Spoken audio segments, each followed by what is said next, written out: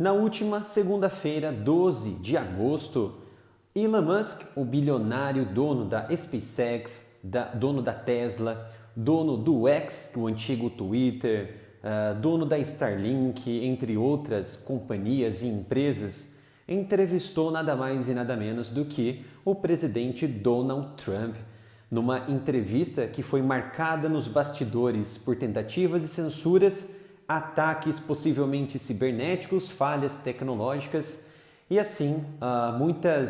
muitos conglomerados e consórcios de mídia que passaram a publicar fake news e outras atrocidades midiáticas do jornalismo contra Donald Trump e também Elon Musk. Então eu vou colocar aqui alguns pontos interessantes que eu observei dessa entrevista, vou analisar ponto a ponto, uma média de 7 a 8 pontos, mais ou menos, e que eu vou aqui colocar sobre o que isso pode afetar ou não, tanto a administração futura, se Donald Trump ganhar, vencer, sobre também a questão da política externa na geopolítica global, tá? Antes desta entrevista acontecer, muito tempo antes dela acontecer, um membro da Comissão Europeia, da União Europeia, publicou uma carta, enviou uma carta diretamente para o CEO do X, o antigo Twitter, numa tentativa de censura à entrevista que ia ser concedida por Donald Trump a Elon Musk, o dono da plataforma X. Nesta carta, citou algumas informações de que poderiam ser ditas por Donald Trump, que poderiam ser desinformação, fake news, e isso poderia influenciar diretamente nas decisões da União Europeia contra Elon Musk, que ele poderia sofrer ou não sanções dentro da União Europeia, da Europa. Então foi uma tentativa de calar a entrevista de Elon Musk e Donald Trump e necessariamente, é claro, como alvo era Donald Trump. Então foi uma tentativa clara de censura e de preconceito do que ele poderia falar ou não, e mesmo se ele falar aquilo que esse membro e outros democratas estavam pensando que Donald Trump iria comentar nesta entrevista, Donald Trump teria todo o direito de se manifestar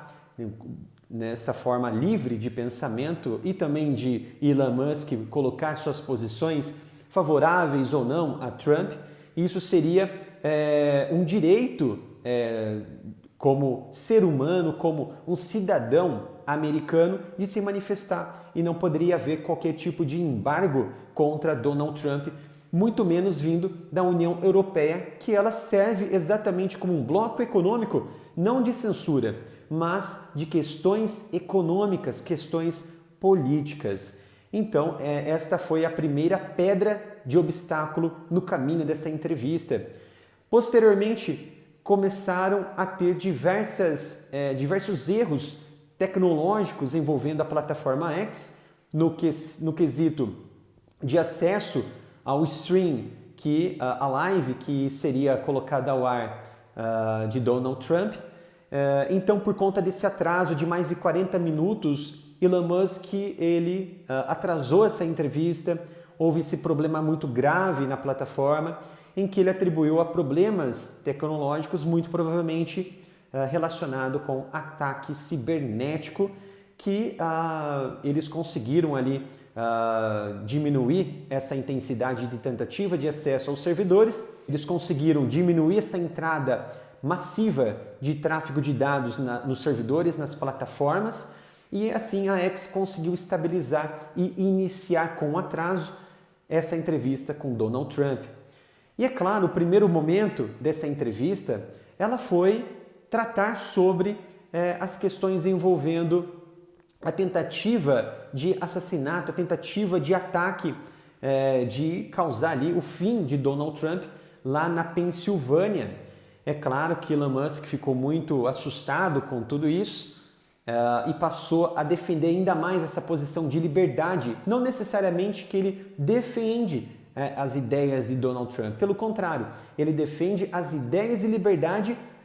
promovidas e protocoladas narradas por Donald Trump. E Trump, ao ser questionado sobre o tiro, ele realmente ficou muito desconcertado naquele momento, disse que foi uma situação surreal e que imediatamente, quando ele recebeu, como se fosse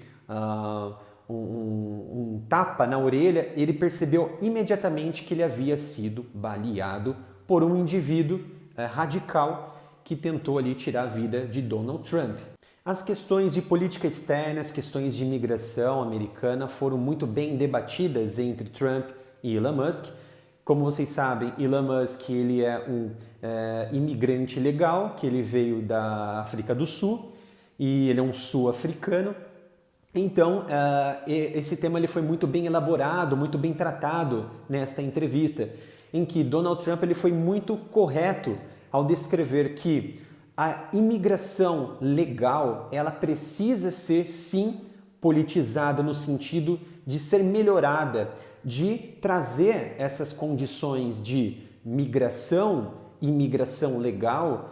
em prol da economia americana. Então, todo tipo de imigração, de fluxo para os Estados Unidos devem ser tratados como tal, como benefício para a segurança e também para a economia do país. Sem isso, não pode haver uma entrega fácil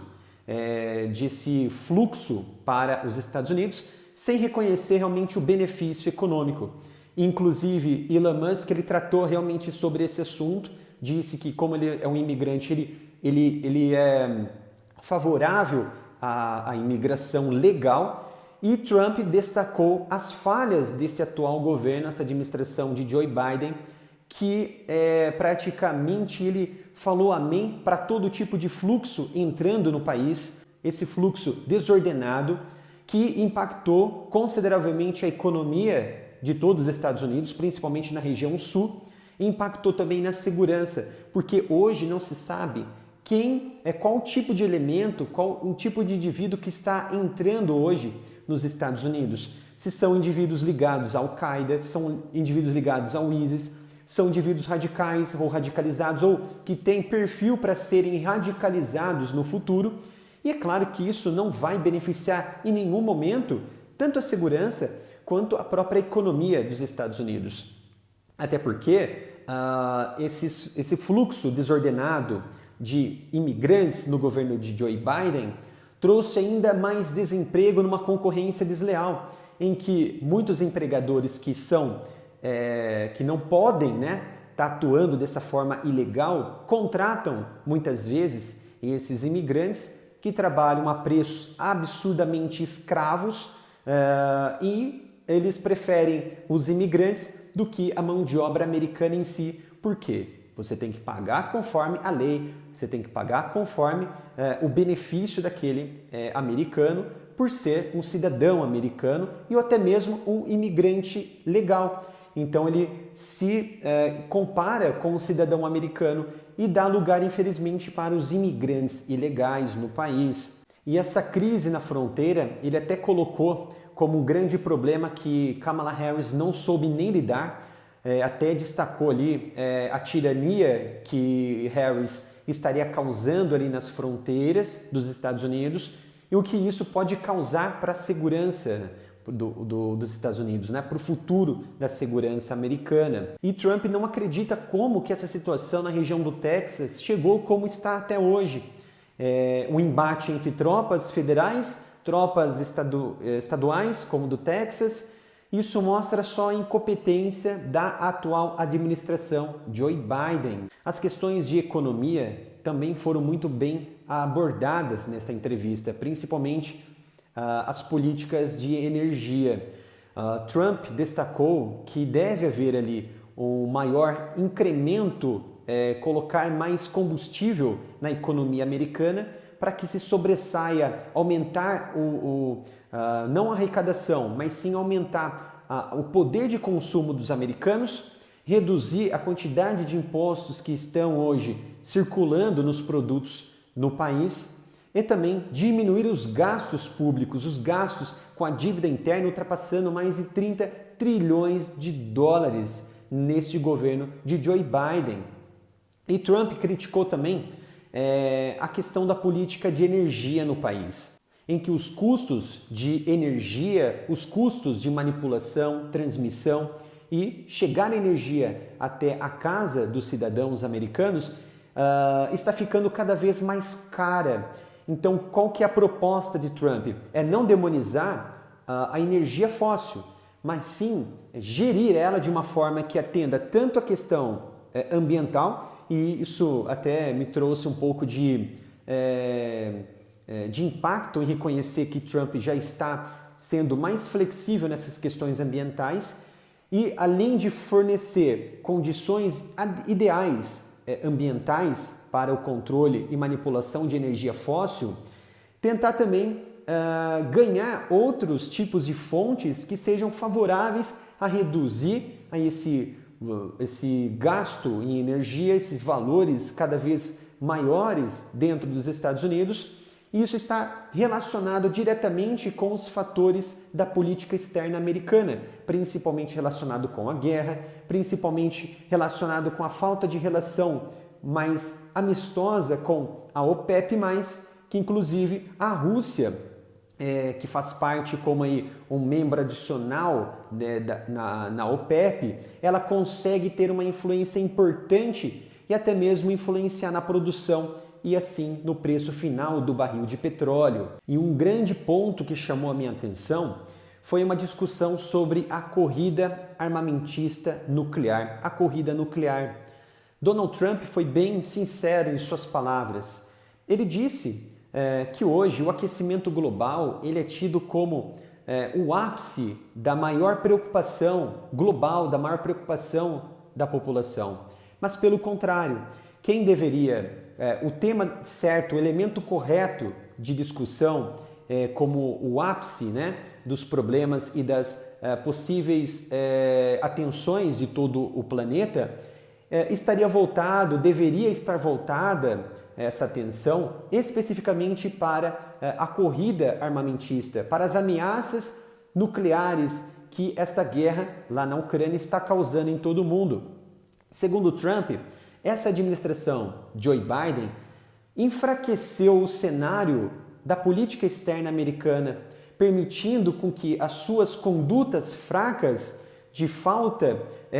de moralidade política, moralidade nuclear, trouxesse uma união entre China e Rússia e assim fomentasse ainda mais essa retórica de uma ameaça global nuclear, essa ameaça do uso de armas nucleares por conta desta guerra na Ucrânia que vem assolando toda a Europa com as questões de crises energéticas, crises de fronteiras, entre outros fatores que vem causando uma quebra da normalidade na discussão de armas nucleares. Um ameaça, o outro diz que está preparado para agir, vem ainda jogando possibilidades de armar toda a Europa, mas nesse momento a intenção maior é reduzir essa escalada, porque a escalada nuclear ela não é boa para a humanidade, porque isso pode levar as autoridades, por exemplo, chinesas, russas, americanas, a desacreditarem no uso de armas nucleares até que um primeiro lance uma arma nuclear. Então, em parte, é sobre essa escalada, sobre essas retóricas de ameaças nucleares foram discutidas nesta entrevista de Donald Trump e também com Elon Musk. E ele demonstrou claramente que a administração de Joe Biden, essa fraca administração e a falta de retórica e manipulação de autoridades no exterior resultou na fusão entre China e Rússia. Inclusive, eu até destaquei isso nas redes sociais do área militar, de que a Rússia vem fomentando combustível nuclear e vem fomentando também uma aceleração no programa nuclear da China, no desenvolvimento de novas ogivas para assim serem acopladas nas cabeças dos novos mísseis que serão acoplados nos grandes silos que expandiu ao longo desses últimos anos, principalmente no governo de Biden. E para encerrarmos, onde eu destaquei neste momento as principais questões abordadas nesta entrevista, Donald Trump, ele destacou claramente que enquanto ele estava no poder, as nações como Rússia, como Ucrânia, como Coreia do Norte e até mesmo a China, onde ele brigou ali sobre questões econômicas, foi uma guerra, uma corrida ali nos fatores econômicos, ele disse que essas nações respeitavam até então o seu governo, respeitavam os Estados Unidos. Hoje eles perderam medo dos americanos, porque eles já encararam esta nova ordem econômica multipolarizada e não mais sob o domínio exclusivo dos Estados Unidos, que fornece, por exemplo, armamentos a todo mundo, que fornece, por exemplo, grandes verbas econômicas na casa de bilhões e bilhões de dólares, como vimos, por exemplo, em Israel, como vimos também na Ucrânia. Então hoje, por exemplo, China e Rússia conseguem fomentar, conseguem fornecer condições para ter o quê? Um equilíbrio, tanto econômico quanto militar, em várias regiões do planeta, principalmente Ásia e Oriente Médio. E Trump destacou a sua proximidade com a Rússia e também com a China. E claramente no seu governo, segundo ele, jamais haveria um grande conflito como o que aconteceu e vem acontecendo na Ucrânia. Certamente porque Trump, como um administrador nato de anos, décadas e décadas à frente das suas principais empresas, é um grande gestor, inclusive no seu governo se aproximou da Coreia do Norte, conversou com Kim Jong-un e assim diminuiu as tensões regionais, as questões de escalada nuclear, mas é claro, por conta ali de alguns senhores, os militares, autoridades senhores da Coreia do Norte, possíveis acordos de desnuclearização, infelizmente não foi para frente. Então, também, possivelmente, na administração de Trump, certamente uma guerra na Ucrânia não iria acontecer, porque ele provavelmente sentaria na mesa de negociação e discutiria os termos tanto com Putin quanto também com Zelensky. Então, esses são os elementos principais que eu destaquei aqui dessa entrevista